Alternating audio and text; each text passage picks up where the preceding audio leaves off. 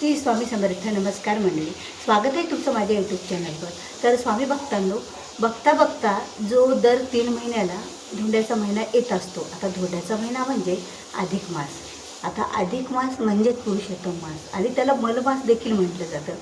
कारण जे मराठी महिने 12 असतात, त्या मराठी महिन्यातल्या 12 महिन्यातला जो वेगवेगळा म्हणजे अमावस्या ते अमावस्या या दिवसामध्ये कधी कधी 2 वेळा अमावस्या येते. मग 3 वर्षामध्ये ज्या वेळेला 2 दिवसाची अमावस्या आणि 2 दिवसाची पौर्णिमा येते ना, त्यावेळेचे जे दिवस काढले जातात त्याला अधिकचा महिना म्हटलं जातं. आणि हा अधिकचा महिना अतिशय असा शुभ मानला जातो. या महिन्यामध्ये जेवढं काय पुण्य कमवावं तेवढं कमी असतं, कारण या महिन्यामध्ये अधिक पुण्य हे कमवलं जातं आणि त्याचा अधिक फायदा होत असतो. मग या महिन्यामध्ये आपण सोने खरेदी करणे, चांदी खरेदी करणे, अन्नदान करणे, अशा अनेक गोष्टींना खूप महत्त्व दिलं जातं.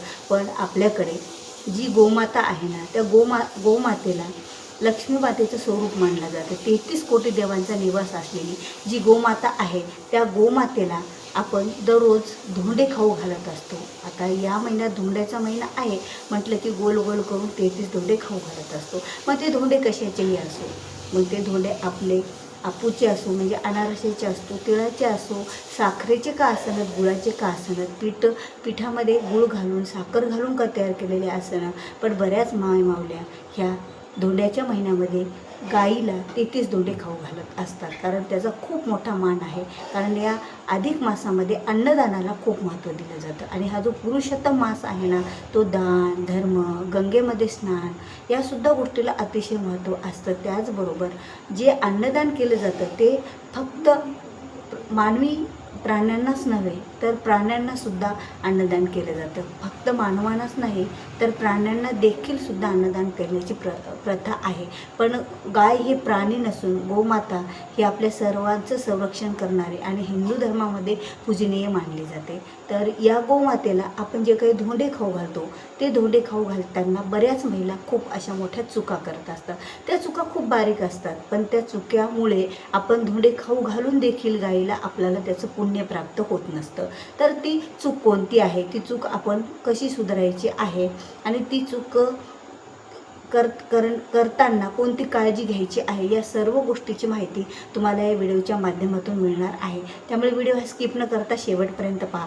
तुम्ही जर माझ्या मानवीश लाईफस्टाईल या चॅनलवर नवीन आहात, अद्याप चॅनलला सबस्क्राईब केलेलं नसेल तर नक्की चॅनलला सबस्क्राईब करायला विसरू नका. कारण जेव्हा केव्हा मी या चॅनलवर नवीन माहितीपूर्ण व्हिडिओ अपलोड करेल त्यावेळेला त्याचं नोटिफिकेशन तुम्हाला अगोदर मिळेल आणि तुम्ही माझा एकही व्हिडिओ हा मिस करणार नाहीत. तर असो, आता हा धोंड्याचा महिना म्हटलं की आपण आपल्या देवघरामध्ये सुद्धा देवांनासुद्धा रोज धोंडे देत असतो. आपल्याकडे कोणी पाहुणे आले त्यांनासुद्धा जेवण घालत असतो, कारण अन्नदान करणे खूप महत्त्वाचं आहे. आणि अन्नदान हे 33 प्रमाणात असावं, कारण 33 संख्येला खूप असं महत्त्व असतं. आता जे काही आपण जावई वाण, लेकीला वाण किंवा लेक जावायला घरी बोलवणं किंवा अन्नदान करणं, पाहुणचारामध्ये सुद्धा धोंडे जेव घालणं, कारण अन्नदानाला विशेष महत्त्व असतं. आणि त्यातही 33 प्रकारच्या अन्नदानाला. आता दररोज काही 33 प्रकारचं वेगवेगळं आपण देवांना करू शकत नाही, म्हणून 33 धोंडे देवाला करून त्याचा नैवेद्य हा दाखवला जात असतो. तर या अन्नदानामध्ये आपण जे काही धोंडे देवाला दाखवतो, गाईला दाखवतो, त्या गाईच्या धोंड्यामध्ये आपण बऱ्याच चुका करत असतो. आता घरी ज्या वेळेला आपण धोंडे बनवतो त्यावेळेला व्यवस्थित आपण धोंडे तयार करतो 33. पण ते धोंडे घेऊन ज्या वेळेला आपण गाईजवळ जातो, गाईला खाऊ घालायचे असतात, त्यावेळेला मात्र आपली खूप मोठी चूक होते. आणि धोंडे करून झाल्याच्या नंतर सुद्धा खूप मोठी चूक होते. बघा, धोंडे गाईला देवांना दाखवून प्लेटमध्ये घेतो, समोर मंडल काढतो, त्याच्यासोबत आली पाणी फिरवतो, मंत्र म्हणतो आणि देवाला तो नैवेद्य आपण दाखवत असतो. पण गाईला नैवेद्य दाखवताना महिला काय करतात, बऱ्याच महिला, मी जवळपास बऱ्याच महिलांचं पाहिलेलं आहे की प्रत्येक धोंड्याला म्हणजे जे 33 धोंडे आपण केलेले असतात त्या प्रत्येक धोंड्याला हळदी कुंकू लावतात. बघा, आजकाल या मार्केटमध्ये कुंकू हे चांगलं आलेलं आहे का, त्यामध्ये तेजाब मिक्स केलेला आहे, बऱ्याच गोष्टी मिक्स केलेल्या आहेत. आणि आपण शुद्ध भावनेने आणि काहीतरी पुण्य प्राप्त व्हावं म्हणून आणि ते एक शुद्ध अन्न म्हणून गाईला खाऊ घालत असतो. आणि त्यामध्ये त्या कुंकाचं तेजाब जर जात असेल तर आपल्याकडून पुण्याऐवजी पापच घडत असेल ना, मग ते धोंडे खाऊ घालूनसुद्धा काय अर्थ राहणार आहे. असं नाही की तुम्ही त्याला हळदी कुंकू लावलं म्हणजेच ते खाऊ घालणाऱ्या वस्तूला कुठं हळदी कुंकू असतं का हो. आपण दररोज देवाला नैवेद्य दाखवतो, त्याला हळदी कुंकू असतं का? नसतं. आपल्या जेवणाच्या ताटाला कधी हळदी कुंकू लावलं जातं का? तुम्हाला असं वाटत असेल की त्या पात्राला, जे पात्रामध्ये तुम्ही गाईसाठी धोंडे काढलेले आहे, ते पात्र केवढंही असो, त्याला हळदी कुंकू लावा, म्हणजे त्या पूर्ण धोंड्याला, म्हणजे तुम्ही त्या पात्राला हळदी कुंकू लावून गाईला दान केल्यासारखं होत असतं. म्हणून ते धोंडे दान तुम्ही गाईला तसं करा. असं करू नका की प्रत्येक धोंड्याला हळदी कुंकू लावून जर तुम्ही गाईला घास घालत असाल तर त्याचा काही उपयोग होणार नाही आहे. कारण हळदी कुंकू लावलेलं एकतर ते प्राणीसुद्धा, म्हणजे ती गायसुद्धा खात नाही, आणि मग ती गाय खात नाही, परत ते आपले कुठेतरी पडून जातात, आणि गायीने जर खाल्लं तर त्याचे गायीच्या पोटात दुष्परिणाम व्हायला लागतात. तर मग आपल्याला कुठे पुण्य मिळणार असतं. म्हणून ही काळजी घ्यायची आहे, आणि ही चूक चुकूनही करायची नाही आहे. धोंड्याच्या महिन्यात धोंडे खाऊ घालताना गाईला जर ही चूक आपण करत असाल तर आपण दररोज धोंडे खाऊ घालून देखील सुद्धा आपल्याला क्वचितही, किंचितही त्याचं फळ मिळत नसतं. 1% फळ मिळत नाही. म्हणून चुकूनही ही चूक आपल्याला करायची नाही आहे महिलांनो. मग तुम्ही गाईला धोंडे खाऊ घालायचे आहेत. तुम्हाला वाटत असेल माझ्याकडून हळदी कुंकू लावल्याशिवाय दान होत नाही, तर तुम्ही त्या पात्राला लावा, पण धोंड्याला त्या हळदी कुंकाचा स्पर्शही तुम्ही करू नका. कारण जर तुम्ही स्पर्श केला तर अन्नदान, एकतर धोंडे खाऊ घालण्याचं पुण्य सोडून द्या, साधं अन्नदानसुद्धा करण्याचं पुण्य आपल्याला प्राप्त होणार नाही. गाईमध्ये 33 कोटी देवांचा निवास आहे. एकत्र 33 कोटी देवांना आपल्याकडून गाईद्वारे नैवेद्य अर्पण होतो. त्याचबरोबर लक्ष्मी मातासुद्धा गाईंमध्ये लपलेल्या आहेत.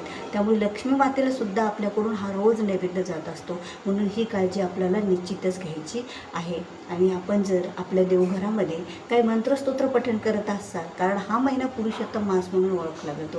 पुरुषोत्तम म्हणजे श्री विष्णू. म्हणून दररोज आपण कोणत्याही कुलदेवीची सेवा करा, आपल्या घरातल्या स्वामी महाराजांची आपण सेवा करा, पूजा करा, पण या महिन्यामध्ये पुरुषोत्तम म्हणजे श्री विष्णूंची सेवा करण्याला सुद्धा विशेष महत्त्व असतं. म्हणून श्री विष्णूंचं भागवत तुम्ही छोटं वाचत असाल ते वाचवा.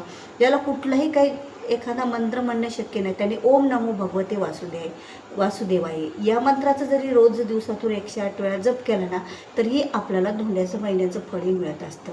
शक्य असतं तर एखादा ग्रंथ वाचावा, गुरुचरित्राचं पारायण करावं, शिवलीला अमृताचं पारायण करावं, नवनाथ ग्रंथसारखा ग्रंथ वाचावा, भागवताचं छोट्या का होईना, एकादशीच्या दिवशी का होईना पारायण करावं, तो ग्रंथ वाचून काढावा. दररोज शक्य असेल तेवढे ग्रंथ, मंत्र, स्तोत्र आपल्याकडून वाचून आपण घ्यावे. आणि ज्यांना काही शक्य नाही त्यांनी ओम नारायण, ओम नारायण, ओम नारायण जरी म्हटलं तरी ही सेवा देखील आपली नारायणापर्यंत, स्वामी समर्थ महाराजापर्यंत पोहोचतच असते, यात कुठलीही शंका नाही. म्हणून महिलांनो, आपल्याला या महिन्यामध्ये जेवढं पुण्य दानाद्वारे किंवा आपण मंत्र स्तोत्र पठणाद्वारे किंवा एखादं वस्त्रदानाद्वारे जर गोरगरिबांना काही खाऊ घालून जर आपण मिळवलं पुण्य, तर या महिन्यात आपल्याला जास्तीत जास्त पुण्यही मिळत असतं. तर खरंच व्हिडिओ आवडला तर लाईक करा, शेअर करा, आणि चॅनलवर नवीन असाल तर सबस्क्राईब करायला विसरू नका. भेटूया असाच एक नवीन आणि महत्त्वाचा माहितीपूर्ण व्हिडिओ घेऊन. तोपर्यंत तुम्हा सर्वांना श्री स्वामी समर्थ. जय जय स्वामी.